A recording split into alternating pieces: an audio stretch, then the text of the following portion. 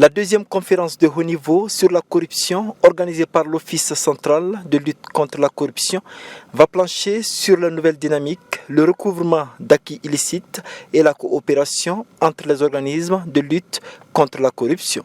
L'intérêt, encore une fois, c'est la maximisation du partage d'expériences, des bonnes pratiques qui ont été développées, de maintenir, de développer la coopération internationale, la collaboration entre les services, parce que nous sommes convaincus que dans chaque pays, aucune structure seule ne peut faire avancer cette lutte.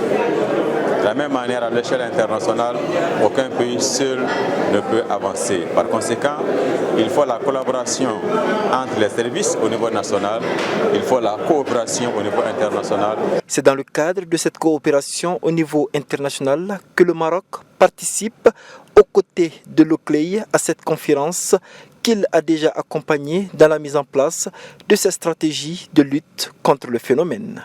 Nous travaillons ensemble sur plusieurs aspects d'amélioration, de réforme en relation avec la lutte contre la corruption.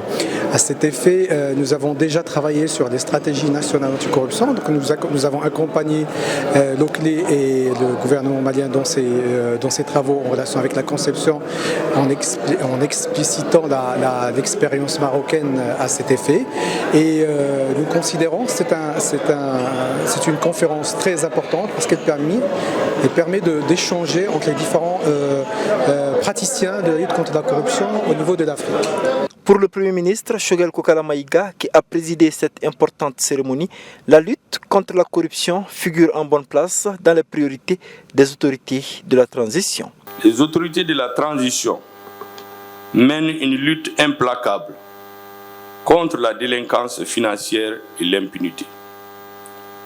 Ce combat s'inscrit dans une longue tradition d'action énergique des autorités maliennes pour imposer une gestion des ressources publiques meilleure. De 1960 à nos jours, de nombreuses actions ont été menées dans ce cadre. De la fameuse et retentissante opération Taxi à la loi portant sur la prévention et répression de l'enrichissement illicite. Les résultats de cette conférence doivent permettre aux pays africains de lutter contre une perte annuelle estimée entre 50 à 80 milliards de dollars.